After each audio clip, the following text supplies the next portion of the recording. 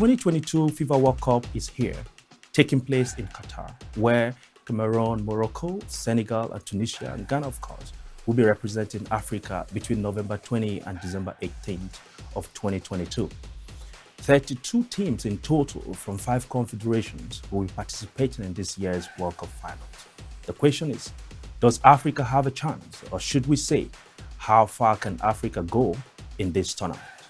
With me in the studio to analyze this and more is Daniel Obi and Andrew Eswabang.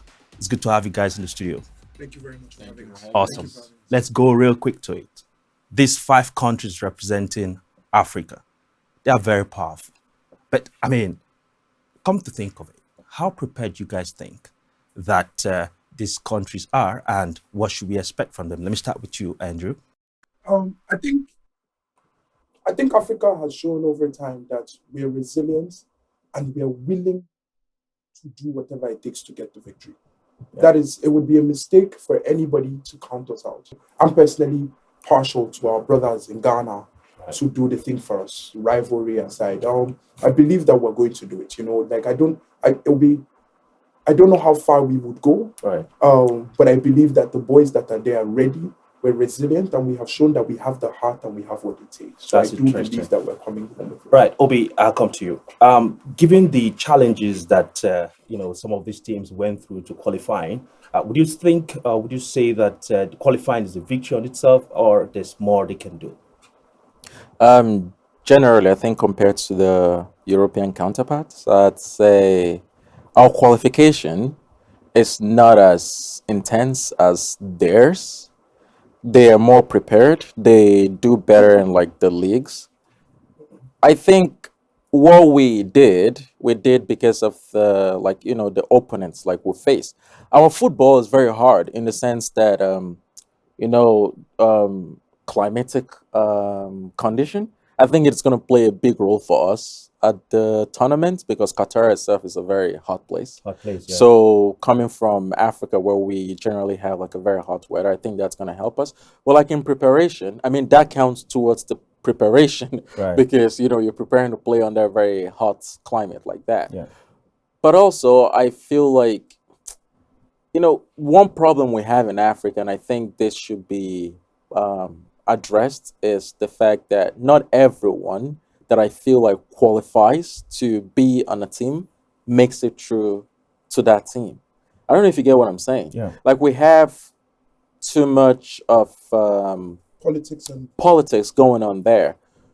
But that I digress. Like just speaking in general, like the players we have on each team right now, I think they must have done enough to earn a call up Right. to some extent. Mhm. Looking at Cameroon, we know the players they have, the likes of what's it called? What's his name? Choupo-Moting, the likes of Abubakar. Right. We know like these guys can do wonders. And then Ghana, Tunisia, Morocco, and Senegal. We know that these guys can actually perform. Right.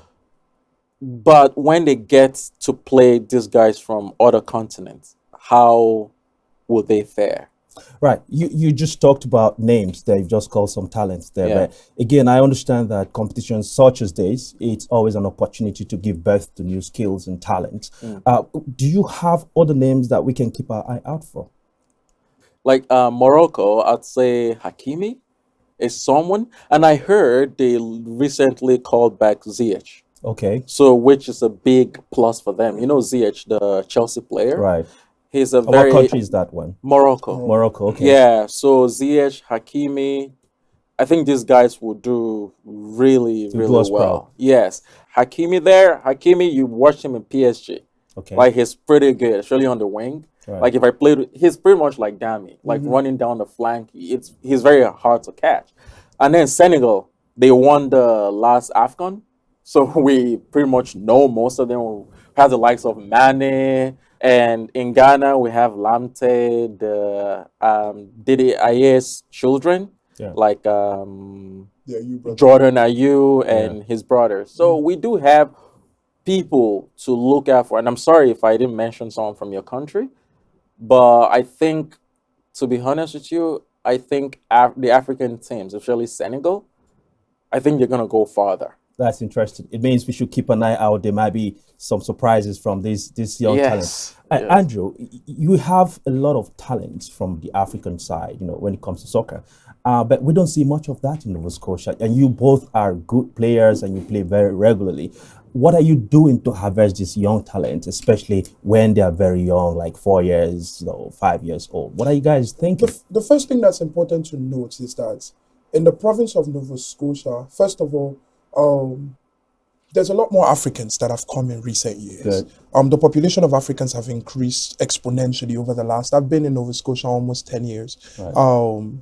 And the amount of Africans that are present now is overwhelming.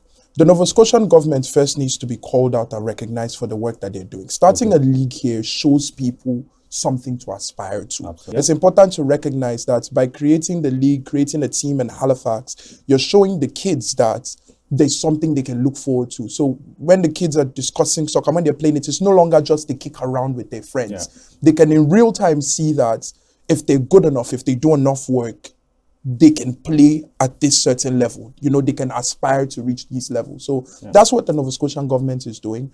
First of all, now what we're doing on our own side is creating the platform for us to play, Right. showing the community that we are present, representing the community as much as possible, getting as many people to come out. And of course that leads to mentorship because, Good. the more you can see older people that have been in the town, the more, like the games that we play, I take up some young lads such as Daniel and Good. teach them how to play the beautiful game. I offer training courses here and there to help them improve on their games. No, but on a serious note, like in the games that we play, we have a couple of young fellas that come through and they socialize with us. They watch the game, we discuss the game, we discuss tactics, and it's not a lot, but these are the things that matter. This is how we foster our community and we continue to move forward. And seeing what the Nova Scotian government is doing, hand in hand with us, working within our community to represent ourselves and put our heart on our sleeves. Because for us, soccer, football is very personal. Do you know what I mean? Like we take it very seriously. Showing that passion, showing that competitiveness and going at it every so often is an of itself. All right. Is a great stride. It's what is basically what we can do. I agree with you. Before we go to the table, I just wanted to mention this. You guys are phenomenal because I've watched a couple of games you guys play, and I think it's something we need to drive home. But in a bit, we'll be going through the table to see the possibilities, the chances for these African nations bringing the trophy back to Africa, because I think that's the dream for everyone. And in a bit, what Group F in particular, I think that's where we have Cameroon and Morocco. I mean, and we have Belgium there, we have Canada. We are divided on this one. What do you think will come out of this Group F? To be honest, there's a logical answer, and as far as I'm concerned, there's the Andrew answer. Good. And there can be no relenting. If you're logical, you look at Belgium and you say they're a phenomenal team. Right. They're coming out on top. The Canadian team is doing pretty well. You can say and there's Croatia in that group as well. So it's a very competitive group. But the answer that Andrew will give you is Morocco is coming out on top because they have the heart of Africa. They will do whatever it takes to come out on top. I agree with you. Group G, Daniel. Yeah. That's where we have the toughest. That's Brazil. Yeah. Brazil seems to be way on top there. As we wrap up, what do you think will come out of that group? I'd say like coming on top. Yeah, of course you're representing teams, Africa here. Yeah. Like are you saying what teams would actually qualify? Exactly. My pick would be Brazil and Cameroon. Or what is their chances? I mean, the chances of an African country, like in this case, we have Cameroon there. What is the chances of having Cameroon come on top of that group? I'd say 90% chance. We love to see it. To be honest with you, because looking at Switzerland and Serbia, like Switzerland, they have very good players. We have the likes of what's his name, Shaqiri. I don't even know if he's gonna be called up. We have Sapson, I think that's his name. They have very good players, but like Andrew said, what we're looking at here is the spirit. Like the Africans, from what I've seen, like during the qualifiers, they're more hungered to come out with something. They're not just going there to participate. Right. Like if you watch them during the qualifiers, you can see that they're going for Nigeria. Everything on the line. Exactly. Nigeria was tipped to go there no matter what. Yeah. But then we got knocked out easily, right? Yeah. So just to see how these other guys are like, they're hungry Right. to get something out of it. So I think Cameroon, like watching them, they almost won the league also, like the AFCON league. They almost did. They played really well. They hosted the last one.